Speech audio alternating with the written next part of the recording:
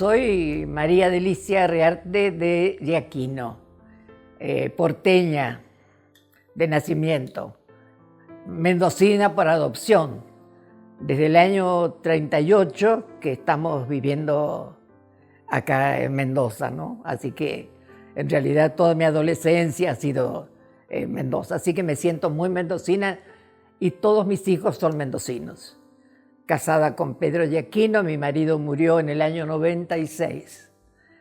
Hemos tenido 6 hijos, de los cuales 2 han muerto. Una chiquita, la tercera, en el año 47, y bueno, la suerte de Pedro, el Malvinas. Tengo nietos, tengo 1. 15 mujeres y un solo varón, así que y tengo 22 bisnietos. Sí, ahí están más o menos más mezcladitos. Lo que pasa es que ahora los tiempos han cambiado tanto y primero hay que tener el auto y todo lo último modelo y después recién los bebés. Pero espero que... De Pedro, desde que nació fue distinto. Desde que nació fue distinto. Vivíamos en una casa muy grande, era como eran las familias en aquel entonces, normales. Se almorzaban todos juntos y se tomaba la leche a la tarde, como se decía antes. Bueno, hicieron la escuela primaria en una escuela a la vuelta de casa, la escuela Laínez, que recién se inauguraba cuando nosotros fuimos a vivir allí, y después ya el Colegio Nacional hasta tercer año. En esa época los chicos jugaban a los soldados y jugaban a los cowboys. Ya no eran los cowboys, eran los cowboys, y jugaban a los cowboys. Y el regalo que le podías hacer era una cartuchera con una pistola. Ahora parece una cosa del otro mundo y sin embargo se manejaban, los chicos jugaban así. Así que siempre, pero siempre tuvo mucha inclinación a los soldados. Era la locura que tenía. Aparte tenía mucha fuerza, era muy ágil. Bueno, practicaban mucha natación. Hacían mucho deporte, ha sido con mi marido también muy deportista, así que han hecho mucho deporte. Y Pedro siempre tenía una tendencia por los comandos, era un amor que tenía por los comandos, porque salían unos fascículos que se llamaban D'Artagnan, y después habían otros que directamente de comandos. Y en aquella época estaba de moda la Legión Extranjera, que era una cosa de película. Pero siempre soñaba él, quería ir más allá. Y bueno, después nos enteramos que a los 12 años había escrito a la Legión Extranjera para incorporarse. Empezó el Colegio Nacional acá en Agustín Álvarez, como iba todo el mundo, y ya tenía la intención, nos había hablado al padre y a mí, de entrar a la Escuela Naval. Entonces se hicieron todos los trámites y en aquel entonces entraba a la Escuela Naval con tercer año aprobado. Después había que tener el secundario completo, pero en aquella época se entraba con tercer año aprobado. Así que durante el tercer año del Colegio Nacional se preparó con un excelente profesor, que no recuerdo el apellido ahora, pero que lo manejó perfectamente a Pedro, muy bien. Mira, investigaban las familias, investigaban todo antes de admitir a un alumno, ¿no?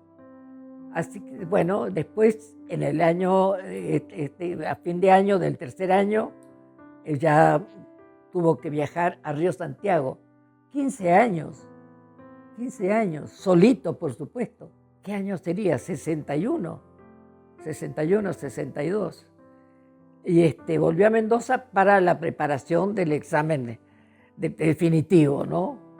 Así que una vez que lo volvieron a llamar, volvió a la escuela naval, rindió, gracias a Dios, bien, con muy buenas calificaciones, muy bien, sobre todo en todo lo referente a fuerza, digamos, a acción, digamos, acción. Volvió y se siguió preparando hasta que se fue ya definitivamente.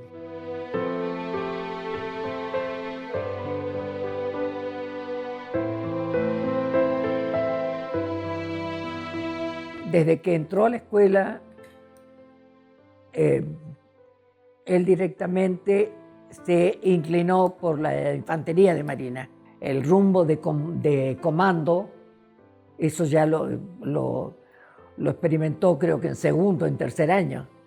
Él se recibe en el año 66, que entonces se entregaba el sable en el colegio militar. El presidente entregaba el sable. En esa época, cuando Pedro se recibió, estaba de presidenta Isabel Martínez. Así que ella fue la que le entregó el sable a fines del año 66. Ahí tuvimos la dicha de verlo en ese momento. Era un grupo muy selecto y digamos de una fortaleza o de un espíritu muy especial. El comando queda unido para toda la vida, es increíble la comunión que se hace entre todos ellos, ¿no? Fue el primer destino de Río Grande, que era su amor, Río Grande, Tierra del Fuego. Nosotros nos veíamos ¿cuándo? Para las vacaciones de invierno una semana, para Semana Santa 2 días, para las vacaciones de verano 1 mes, porque después siempre hacían un viaje de instrucción, así que se puede decir que desde los 15 años estaba más entregado y no había todos los medios que hay ahora, o sea que era una carta por semana, pero era muy consecuente para los cumpleaños, era el primer telegrama que llegaba en aquel entonces, cuando está en uno de los destinos que tuvo.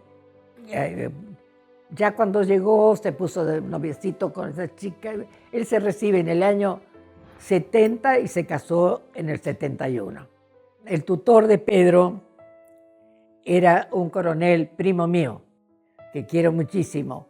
Así que entró a esta familia, que también eran 4 hijos, y tuvo familia en Buenos Aires, en la casa de ellos.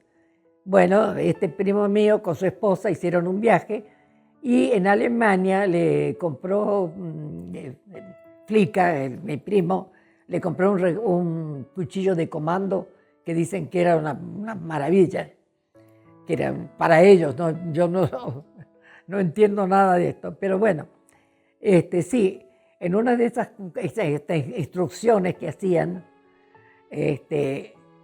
por orillas del Paraná, parece que en una de las nadando se le cayó el cuchillo y bueno, iba el grupo de comandos y tenía que seguir, así que no lo encontraba. Bueno, y entonces dice, tuvo la idea de, no sé con qué habrá sido, hizo un nudo, puso una señal para saber el lugar donde se le había caído. La cuestión es que dice que a la noche, cuando ya tenía que descansar, salió a buscarlo y estuvo buceando hasta que encontró el cuchillo, así que lo encontró.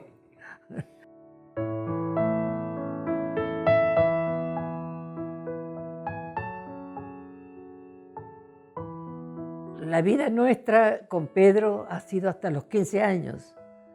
Después, te digo que lo que sabemos es todo, o bien por sus cartas, o bien por comentarios, pero en realidad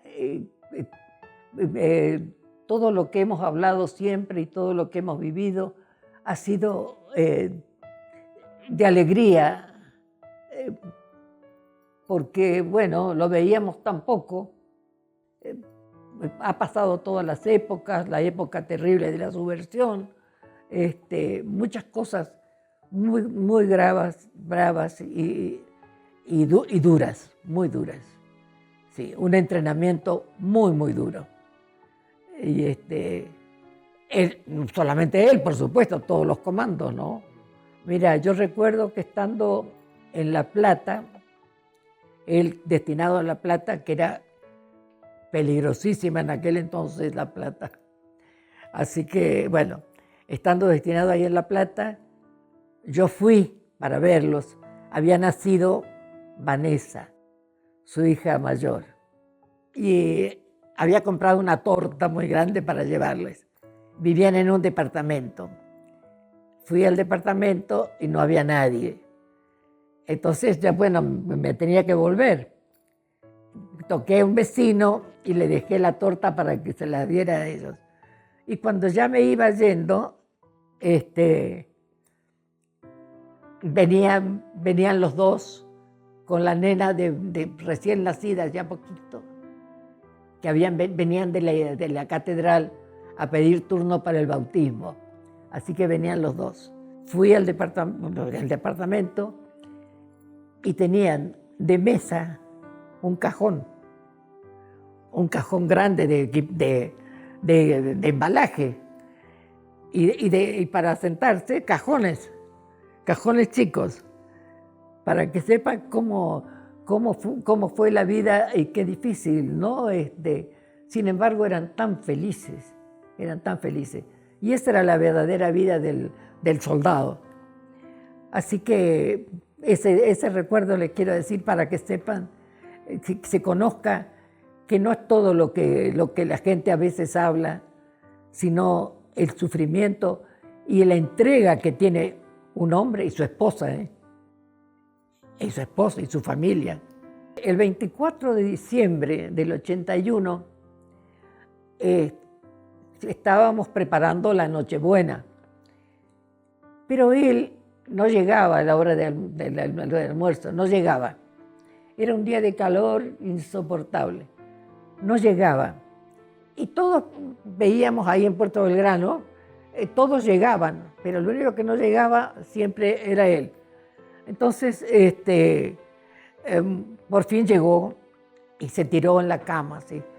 Yo despacito fui y le dije, Pedro, me parece mentira que un día de Nochebuena está tu mujer preparando todo, yo no me siento bien y mirá la hora que llegaste, han llegado todos, ya es el único. Sí, vieja, no sé qué, así tomándome el pelo, ¿no? Y le digo, no, te digo en serio, me parece que te estás tomando demasiado a fondo la situación. Me dice, mira, si querés que te diga una cosa, pero serio, ¿no? Más vale que no se pusiera serio. Yo estoy haciendo todo lo que voy a hacer para que mis hijas tengan un mundo mejor. Así que de mí no esperes nada. Bueno, me quise morir. Esa noche, sin embargo, fuimos a misa, fuimos a la misa preciosa ahí en Estela Maris, donde después fue velado.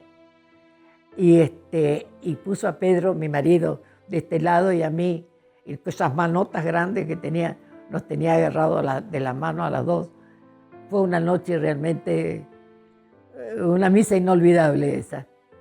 Y después, el Año Nuevo, que había una rebelión, una fiesta en el Hotel de Puerto, precioso.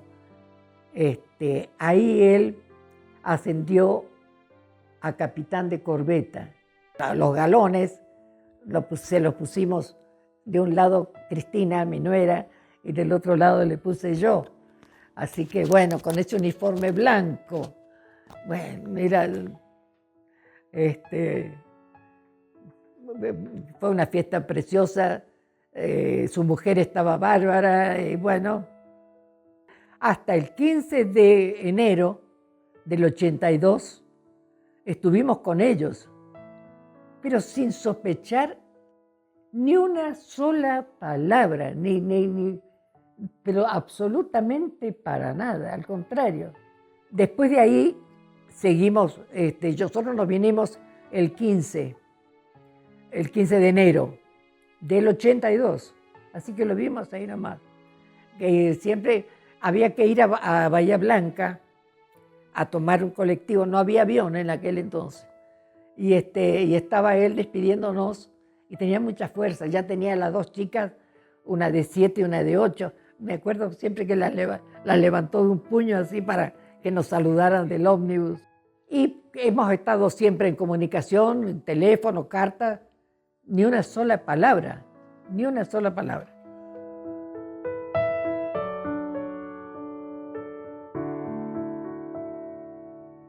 Sin saber nada, el día 28 lo vienen a buscar. Él, esa mañana del 28 de marzo, ha empezado a escribir una carta para el padre, para mi marido. Y él siempre ponía en un ángulo la fecha. Dice 28 del 3 del 82. Esa carta le dice, no, querido viejo, cuenta las cosas del momento de la familia. Y al final dice, viejo, te cuento que las cosas se están poniendo medio feas. Y se ve que lo vienen a buscar y esa carta, sin terminar, la guardó en el cajón del escritorio. Cristina después nos la dio, ¿no? Pero esa carta la tengo yo. Así que nosotros no teníamos ni idea, ni su esposa. El 28 viene un jeep, según cuenta su esposa, ¿no? Viene un jeep y se lo lleva. Ella ni lo fue a saludar, porque estaba furiosa, porque no... ¿Será posible? Justamente yo llamo por teléfono a Puerto. Y me dice Cristina, estoy furiosa. ¿Qué pasó? Teníamos no sé qué, que será domingo. Teníamos no sé qué cosa, no se puede contar con él para nada. Y yo le digo, yo también le digo, no, realmente este tipo... Las nenas lo fueron a despedir allí, las dos chicas, pero ella no lo quiso ni despedir. Bueno, y se fue. Busser nos ha contado el día 26 de marzo, a él lo citan, lo atiende Moneró. Moneró era otro comando muy amigo de él, muy amigo, que ya estaba en el tema, el tema de la recuperación. O sea que esto estaba absolutamente secreto, pero el secreto más absoluto respecto a todo, ¿no? A todo lo que se iba a hacer, mejor guardado, increíble. Entonces le dicen que se le ha dado una misión muy importante, como va a ser la recuperación de las Islas Malvinas. Algo increíble.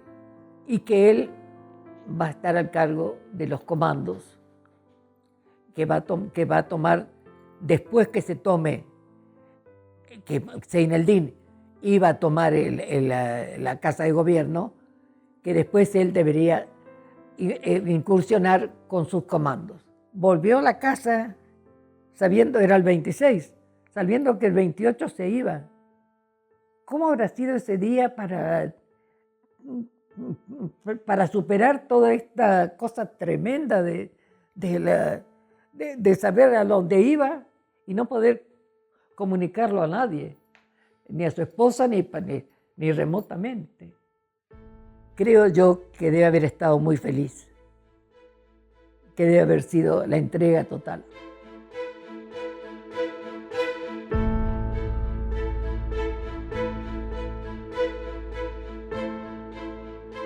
El 2 de abril,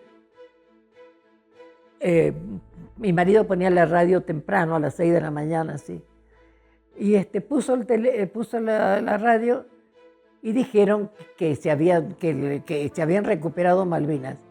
Bueno, como si hubieran contado la película pero ¿qué van a hacer? ¿Qué sé yo? Me pensar. Más tarde, como a las 8, dijeron que sí, que había habido una escaramuza, que no sé cuánto, por radio. Nunca jamás se nos ocurrió de que pudiera estar Pedro. Más tarde dijeron que había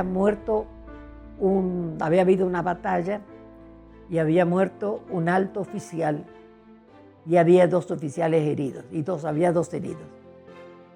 Mira, nunca se nos cruzó por la mente de que pudiera ser Pedro. Al mediodía golpea al portero, señor Pedro lo llama a mi marido, y salió, lo llamó afuera, acá, y bueno, yo sentí como una expresión de Pedro, y bueno, seguramente lo que no queríamos pensar, y en ese momento bajaba la esposa de Carlos, el portero, bajaba y le digo, lo mataron a mi hijo, ¿no? Y me dice, sí, señora Delicia. Nunca, bueno.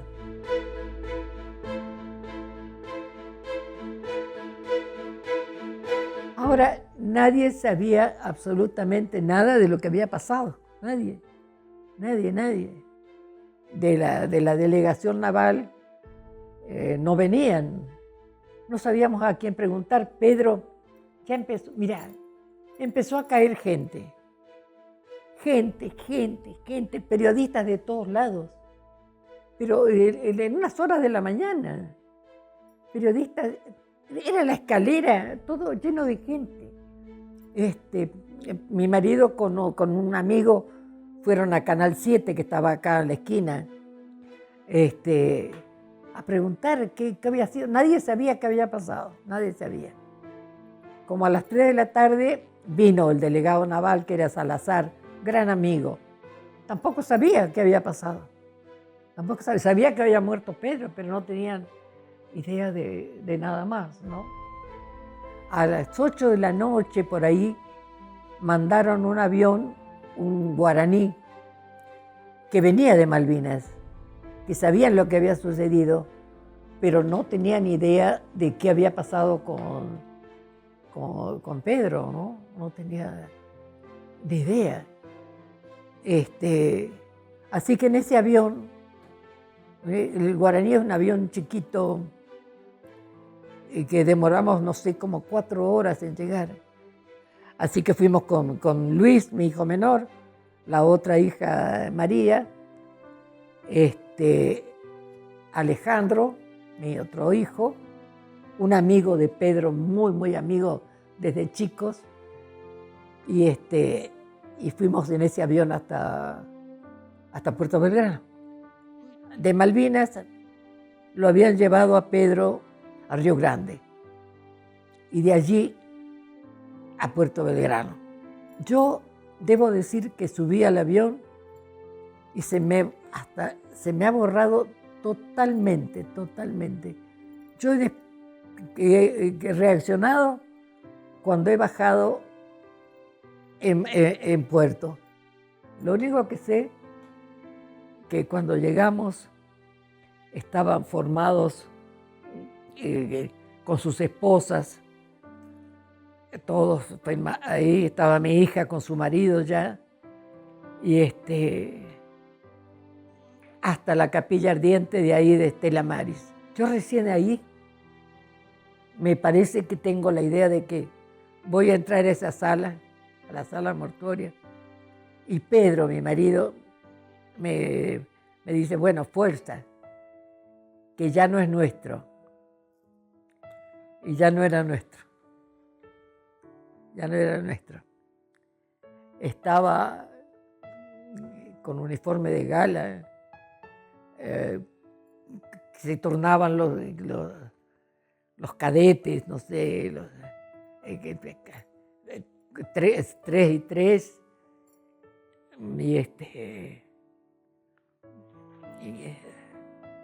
bueno, yo no me animo, y es cierto, no era nuestro. Yo lo único que le miraba era las manos, eh, que no tenía más tanta gente, que caía de todo el mundo, llegaban gente, embajadores, el fulano, el príncipe de no sé dónde, era algo tan... A mí me parece una película cuando me acuerdo. Y nosotros ahí, nada, no era nuestro, y no es nuestro. Nuestro es Pedrito que jugaba a los soldados, ese es el nuestro.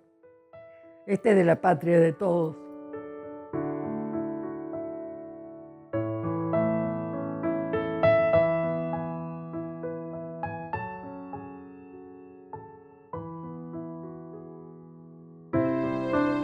Cuando ya, después de la rendición, por supuesto, después del 14 de junio,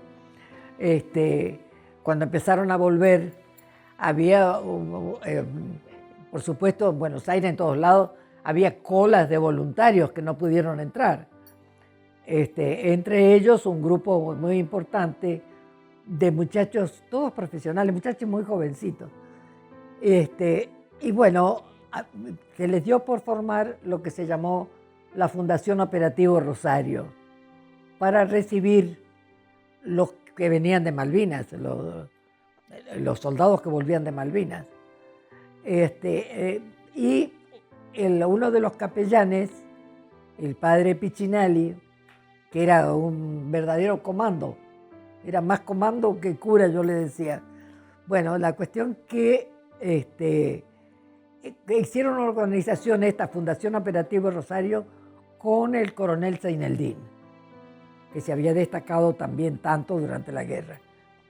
Y pensaron, que no sé cómo fue, pero la cuestión que un día se presentaron Piccinelli con alguien de Mendoza a decirme que querían que yo presidiera la Fundación Operativo Rosario.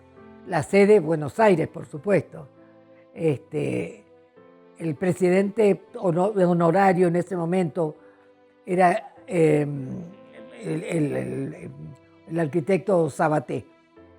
La cuestión es que yo me resistía, pero, ya te digo, mi marido ahí intervino y dijo, no, si va a ir, tenés que ir porque fue... Y bueno, él me impulsó a que yo aceptara y acepté la presidencia de la fundación y se hizo muchísimo, muchísimo. Teníamos la sede ahí en la calle Quintana, en Buenos Aires, y se recibía a los soldados que volvían de Malvinas.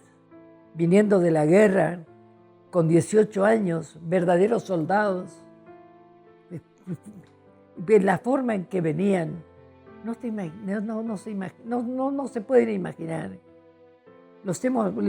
Muchos empezaron con el alcohol, muchos empezaron con la droga.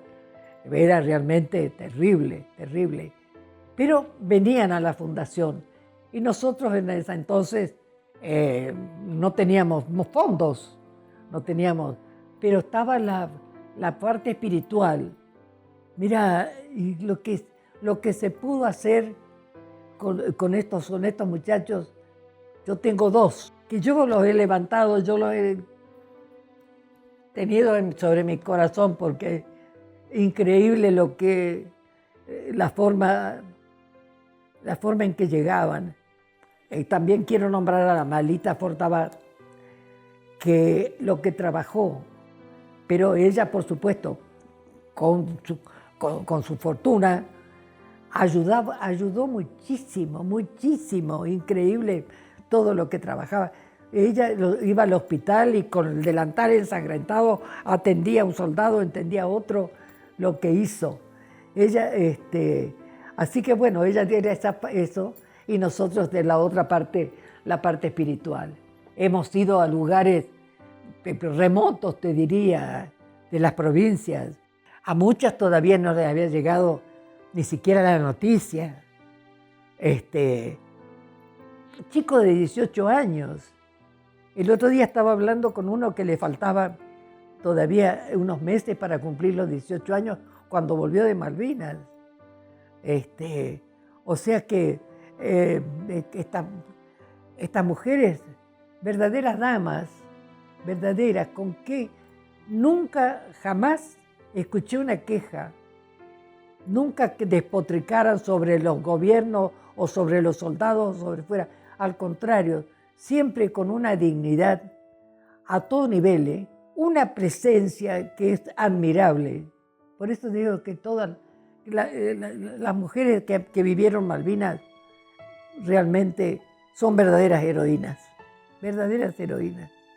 Yo seguramente, por ser la mayor, yo me imagino que debe ser la más vieja,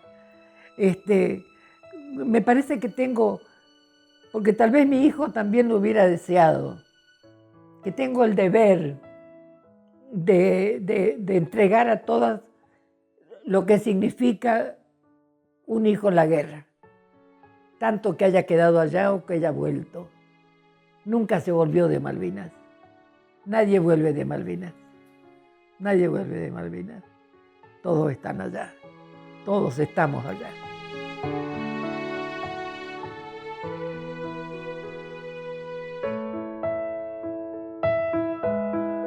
Para mí el capitán Yaquino es una cosa y Pedro, mi hijo, es otra. Yo lo admiro como por su ambición, por lo que hizo. Y siempre sigue siendo siempre el que tuve en mis brazos. Con Zeinaldín nos unió una amistad muy verdadera y muy sincera. A mi marido le decía, mi viejo general, con esa vozarrón que tenía. Me parece verlo sentado ahí. En lugar de él, lo tuvo que tomar Pedro. Pero en realidad le tocaba a él tomar la casa del gobernador. Y a último momento, esas cosas que nunca se sabrán, fue el cambio. Cuenta Busser que cuando lo llamaron, que él lo llamó para decirle la sorpresa de Pedro, que le dijeran que él iba a ser el que iba a tomar la casa del gobernador. Y en una oportunidad me encontré en una reunión con el almirante Lojo, que era el almirante del Santísima Trinidad, donde iba Pedro. Y me dijo que él le pidió permiso para salir al alerón. No conozco el barco, creo que es una parte que queda fuera del barco, como al aire libre, y que lo vio como en oración. Yo supongo que estaría en oración y estaría pensando en su familia, en sus hijos, de todo, y en la misión que le tocaba. Increíble, increíble.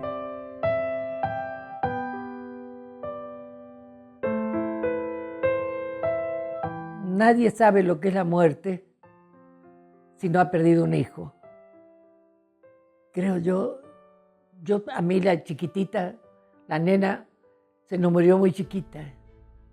Para mí es exactamente igual que Pedro, en el hecho de su muerte. Lo demás es otra cosa, pero en el fondo, para mí, el dolor de la muerte es exactamente igual. Ahora, las circunstancias, por lo puesto, son distintas. Por eso te digo que yo soy la madre del capitán Yaquino, sí, pero soy la madre de Pedro, del gordo. Así que pero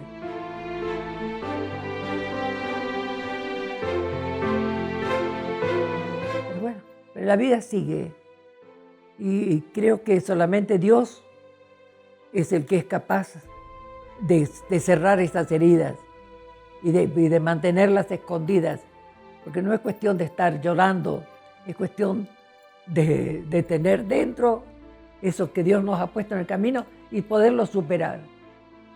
¿Por qué vivo yo tanto? ¿Por qué tengo tantos años? No lo sé. Dios sabrá.